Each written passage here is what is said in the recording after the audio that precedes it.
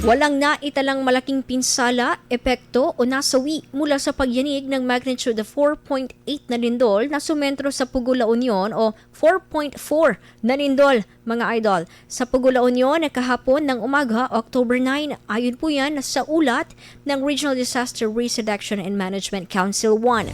Patuloy pang pangangalap ng datos mula sa mga local Rdrrmc offices para sa kabuuang assessment ng tanggapan, kaagapay ang Office of Civil Defense Region 1.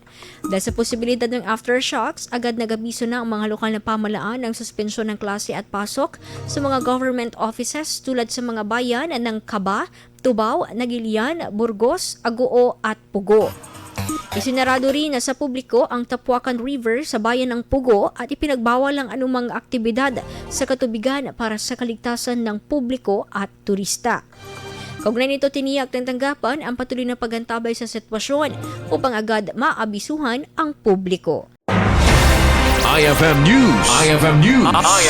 IFM News.